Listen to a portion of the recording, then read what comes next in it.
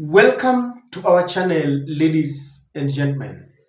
The Malava by-election is going to prove to be the biggest litmus test for the Chief Minister, Musalia Mudavadi.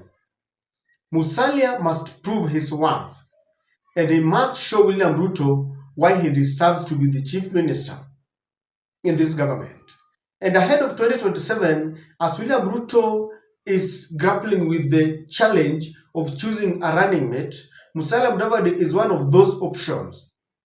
And for him to be considered, Musalia must deliver that seat, because it is pitting Musalia Mudavadi against fierce opponents. The Tawe movement led by the Trans-Nzoia governor, Natembea. The former UDA Secretary General, the controversial Cleopas Malala, is there, Eugene Malava. And together, they want to ensure that they keep Musalia Mudavadi and his team at bay. William Ruto went there and campaigned. Now, the person who has been charged to lead the UDA campaigns there is FREDRICK, Ruto's feared aide. But Natembea does not fear anything, and they are saying FREDRICK and his people must be kept at bay.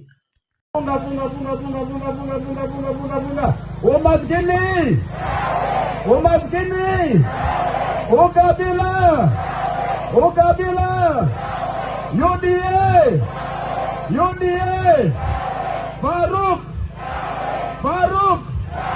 Ndakwa,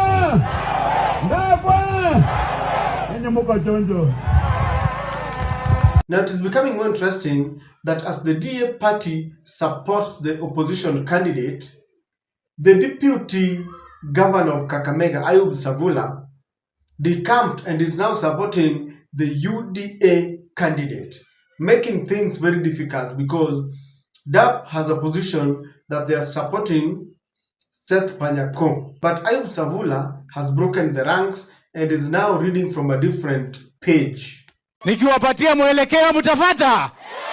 Kura ni kwa nani? Kura ni kwa nani? Unajua mimi sijaanguka kura. Nimeshinda kura mara 3. Niliingia bunge nikiwa 30 years. Nikaenda huko 2 terms. Nimekuja mimi sasa ni deputy governor Kakamega County. Kwa sababu unajua kupiga hesabu. Ile hesabu yenye watu wengine wanatembea hapa, wakina Natembea, sijui wakina kilio, malalamiko, wengine sijui Khalwale na kupiganisha ng'ombe. Hawa wanapiga hesabu ya kwenda nyumbani. Hapa nyinyi mlisupport Malala, akaingia kwa serikali. Alipotelea wapi saa hii? Ameenda upinzani. Yanajielewa kwa leo mtu. Huyo alianguka kiti ya senator. Si alikuwa senator 1 term, akaenda wapi? Nyumbani. Khalwale naye alijaribu kiti ya governor, akakuwa senator tena 1 term. Sasa nyinyi mtasupport watu wa 1 term ama 2 term? Khalwale 1 term senator, ndio hivyo. Kileo 1 term senator. Watu wanaweza tupatia mwelekeo kweli? Mtu wa kuwapatia mwelekeo ni mimi, Ayub Savula Ngatia, mtu ya 3 term. Sio hivyo? Mimi niko juu ama siko juu? Wakabarasi. Mimi najua historia yenu hapa. Now today, FREDRICK together with Ayub Savula themselves went there on their usual campaign rallies, and they faced a very hostile ground.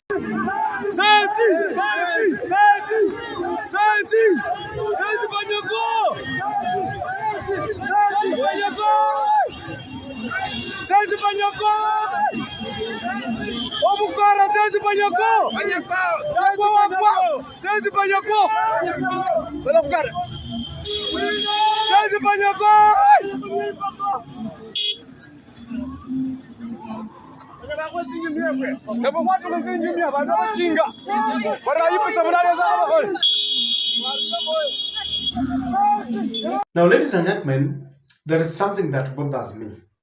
You know, in 2022, William Ruto invaded the Mount Kenya region and he painted that region yellow.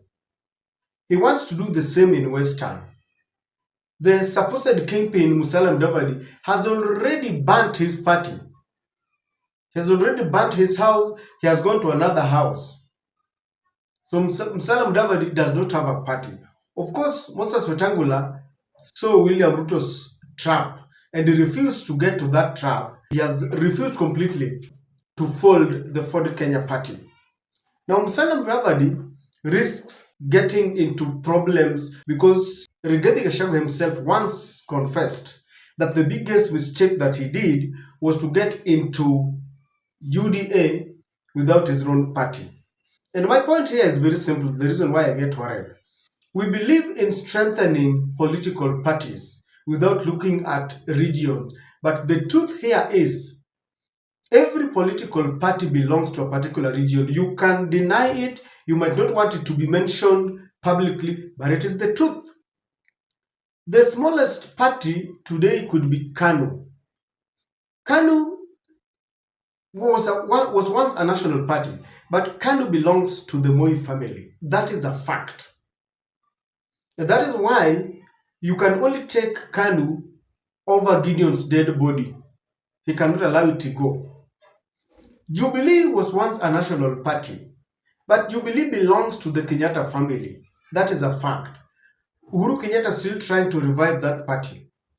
At some point, William Ruto wanted to wrestle that party from him.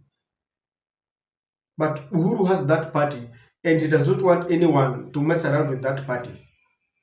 ODM is a national party as I speak today because there are several faces from all the corners of this nation. But ODM can also trace its ways to a Poda farm. It belongs to the Odinga family. Talk of Wiper from Kambani, it belongs to Kalonzo family. UDA belongs to William Samoei Ruto. So Musalia Mudavadi is allowing William Ruto to come and dominate Western. I remember in 2022, Musalia was even crying foul that William Ruto had sponsored an MCA in his own region, and he was very mad. George Natembea must protect the DAP party. Isimezwe, that is what Orengo was saying the other day, that ODM isimezwe na party yoyote, because Ruto wants to come to rock the boat from within. Na kwambia Ruto akiingia ODM ataimaliza, because that was his intention. We saw him try to buy some leaders, people like Jalango, people like the Kisumu Senator Tom Ojienda. Without the green light of the party officials, these leaders moved and started supporting the political ideologies of William Samoei Ruto of UDA. So William Ruto's intention was never good at all. So if he gets to ODM, finished. And if Musalia Mudavadi is going to allow UDA to dominate Western, they are going to be finished. Western must have their own political party. And I know why I'm saying this. DAP must strengthen itself. And the people of Western must vote for Seth Panyako.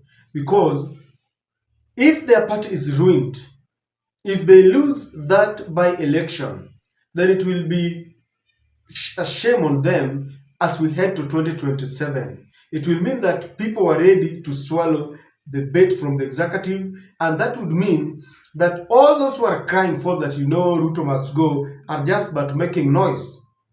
Because these by-elections are going to form the basis, the foundation towards which we are going to move to 2027. So these people refuse to allow Farouk Kibet and Ayub Savula. That was somewhere in Kabras, because they feel you cannot come all the way. By the way, Farouk is talking like a dictator. When you see him campaign and you hear some of his words, you realize that he's a dictator. They're now busy promising, they want to dish out money. And UDA passed through a very hostile ground because they think they can go there and would wink everybody. I agree with the people of Western. They must not allow UDA to take over, but the campaigns and the subsequent elections must be peaceful. We can only compete based on policies. Wewe unataka kutufanyia nini? Wale anataka kutufanyia nini? All those people are their sons and daughters. They must not degenerate into some chaos, but let them vote and protect their party, because Musalia Mudavadi It's like a father who is burning the house and telling the children tuende kwa nyumba nyingine. That's why to me Musalia Mudavadi is not fit to become the kingpin of Western. And I know there are those people who believe in Musalia Mudavadi. The decisions that he's making, to me, are not that of a father. Musalia Mudavadi should have retained his party, strengthened his party, but get into a coalition with William Samoei Ruto. Just the same thing that that Moses Wetangula is doing. Just the same thing that Amason King is doing.